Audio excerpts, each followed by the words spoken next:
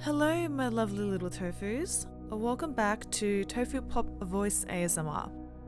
Today, we'll talk and discuss the topic of setting goals and doing so in a positive way where it'll help elevate you and push you towards your goals.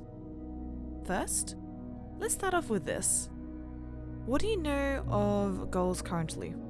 What exactly are your goals? Do you achieve them? Why do you or why do you not? Goals themselves are just checkpoints for where you want to be later in your life. It can be something short term or long term, or something you've been meaning to do for a while. It could also be something you must do, and etc. You may eventually do it, but that doesn't mean that you'll get there if you don't work for it. And by work for it, it could be changing your mind or doing something new to achieve that goal, whether it be a percentage of it or the whole thing. Now, do you think goals are good or bad? Positive or negative? Regardless of what you think, it has the possibility of being both, depending on the outcome and process of the situation and any surrounding contexts. For yourself and for others, it could be different depending on how you view it. You may be the type to view it positively, wherein you try and achieve these goals with a positive mindset. On the other hand, you may think of goals as a way to make ends meet, and it may or may not be in a monetary way or in a way where you just need to get something done because you must, so not what you actually want to do or try out, or even as something to hold on to get out of a situation, or as a way to change your life trajectory or continue with whatever you're working towards. There are many reasons for making goals, so which one is yours? Have a think. If you're able to figure out which one you are, it makes it significantly easier for you to understand yourself and the way you make goals and the reasoning behind them. It also helps you understand if it's a negative goal or a positive goal, with how you set them as well. And how you set your goals can determine whether or not you can achieve them within the time frame you set for yourself. For example, you've probably heard of the New Year's resolutions that happen every year, where a number of people go to the gym and get fit. They go for the first few days or weeks. Then, they end up dropping out because they get too busy, or because they just didn't feel like it anymore, or because the results aren't fast enough, or if it was too hard. Those are all valid reasons, but they're also reasons that, if you want to achieve that goal in the end, is essentially just an excuse to forego the hard work and hope you get the results you're looking for without it. In any case, instead of setting the same goal each and every year as a New Year's resolution, the person with the end goal of getting fit should find out the real, true reason why they can't stick to the goal. And while they do that, they can also make smaller, more bite-sized pieces of smaller goals to achieve as stepping stones towards the bigger goal. But that's just one way to go about it. In the end, to achieve your goals, whether it be New Year's, a month, or weekly aspirations, you've got to work for it. Goals are still goals. It doesn't mean that they're all easy. They can be hard, easy, or somewhere in the middle depending on the person. And it is something to achieve, set by yourself for yourself. So why not go ahead and achieve it? Do you want to look at others and be envious of their success, wishing you were them? Or do you want to congratulate them on their success and have your motivation skyrocket? Or do you want to be the one who brings both them and yourself down because you couldn't achieve or sustain a goal? Which one are you now, and which one do you want to be?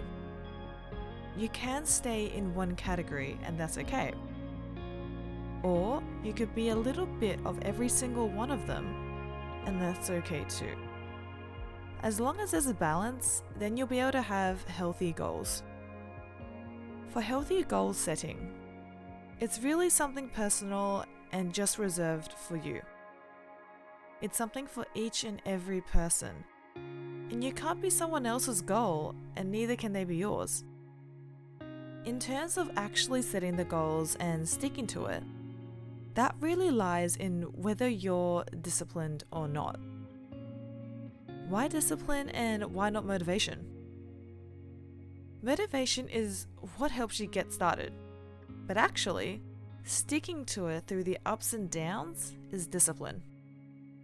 The sustenance of your goals is maintained through discipline, and that is a solid, hard fact. It's how your habits are also a form of discipline. You brush your teeth every day because it's what you were brought up to do, right? What's stopping you from not doing it? Cavities, smelly breath, and overall teeth and gum health, right? What about your skincare or your body care? What's stopping you from doing those? Your skin and body don't feel as nice, right? It will be dry, flaky, oily, uneven, and not optimal. It's a habit. But the reason a habit sticks is because of its results. That doesn't mean that everything you do will give you the results you desire, but the whole reason for having goals, and by extension, habits, in the first place, is to better yourself in ways that will have to be sustained throughout a longer period of time. Tell me, is there anything in your life you've maintained through sheer willpower and discipline? For example, a sport that you found hard but you wanted to improve, like martial arts. Going to one class isn't going to make you a martial arts champion overnight. So you need to practice and learn new techniques to better yourself and your mastery of the skill. Or learning to code a computer language to build an app or a website where just one little thing can make or break it. You'll need to work through all the code you've done, find what the error is, then change it appropriately. And you'll need to do that for any bugs or errors that happen along the way. Or you could even be trying to cut junk food from your diet and doing it in a way that isn't going to make you rebound. There's much more to each example here, and each point can be expanded upon, but that's a general gist of some examples of things that could happen in daily life. Point is, when you have goals, you need motivation and discipline, with maybe a 20% motivation and 80% discipline ratio. Why? Because that's what's going to keep you going. Without it, you're going to be wondering what you're doing and why you should continue, and the temptation to quit will be strong, since it's different to what you normally used to. In other words, you'll get bored, or you just don't want to do it after a while. So then you stop, and you never get back into it. And that's because you've already gotten a taste of the hard work involved of whatever you're doing. So then why have goals if there's a possibility to stop? For one, it helps with the direction of your life. You might find that when you have no goals, you're just having fun and chilling out with whatever you're doing. Could be friends, could be things, could be hobbies. But then you realize that just having fun isn't fulfilling in itself, and there's nothing that can help fill the hole in which it has started. Not to say having fun is bad, but you'll soon realize there is a bit more to self-fulfillment than you think, and you need to do something to have the self-satisfaction you want. So, how do we actually set goals in a positive way without actually stopping them, or failing to succeed them? First of all, a disclaimer in when you stop your goal. You've probably noticed, stopping your goal doesn't mean you're going to stop it as a forever thing. It could be something you've stopped temporarily as something unexpected happens in your life, or if the timing isn't right, for example. There's a lot of factors that can impact this, and it ranges from both internal to external. When you stop your goal, You might go back to it and fulfill it another time. Or you might actually stop it completely because you've moved on to another goal. Or the goal might not align with whatever you want to do at this current point in time. Regardless, there's nothing to be worried about if you hold regret towards a goal not achieved. Unless you really have regrets about not fulfilling it, that is. In the case of feeling regretful towards not fulfilling something, or even fulfilling it and feeling a sense of regret, you might have to take a longer look into why you feel that way and if that is what you want to continue to achieve. Sometimes it can be considered normal, but it really is dependent on context. For example, a goal of yours may be to cut off toxic friends from your life, and one happens to be someone you've known for many years. But they tick off every single point you have mentally listed and qualify as what you would deem a quote-unquote toxic friend. But before they were a toxic friend, they were someone you trusted and let into your circle, sharing good and bad times together. However, if your goal really was to get rid of toxic friends from your life for the betterment of yourself, then this toxic friend may be one that you have to get rid of if they cannot be changed or redeemed in any way. This really depends on how you go about it should the situation call for it, and depending on how you deal with it, it can lead to outcomes that may or may not be favorable for you. If, in the case you cut off that toxic friend, there will either be a sense of regret due to them having been a large part of your life, or you will be quite happy to have cut them off because they were draining your mental energy. Of course, it could be both as well. And this is just an example, and there are many more out there in the world. Now, simply setting goals helps, but going about and actually doing them is harder. Remember the example of people making New Year's resolutions to go to the gym? Yeah, that's a very popular one and a good example in this case. Alright, if you've already set your goals, but you're finding it incredibly hard to achieve them and keep resetting them at periodic times, you might want to try this out. Once you have all your goals, prioritize them in the order of importance or whatever you want to achieve at this time. Could be yearly, monthly, or weekly goals, and it depends all on what you want to achieve for this period of time. Of course, it doesn't have to be the same every week, month, or year. The goals can be different.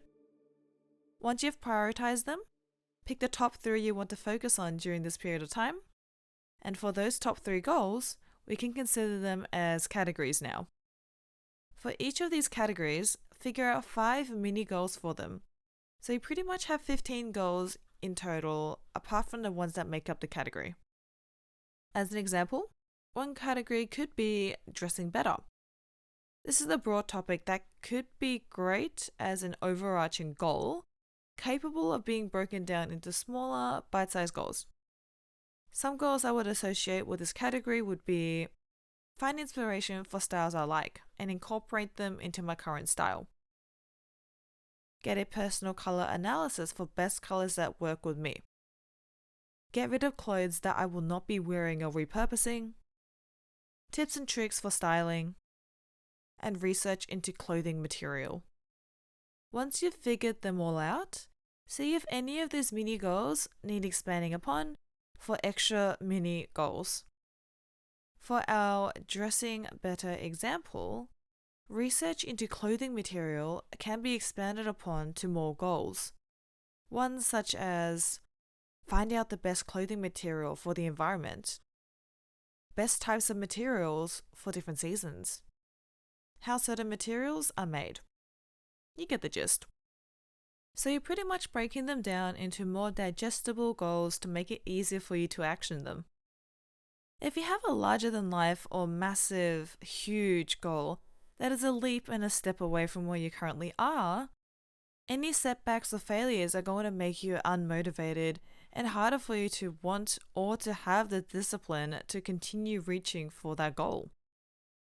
It will also make it harder for you to want to do any other goals associated with it without having to go through the process of starting again which may be more tedious than when you started beforehand. Now that you have all your goals set out, pick the goal you want to achieve in the meantime. Will it be a goal you can achieve in a day, week, or month?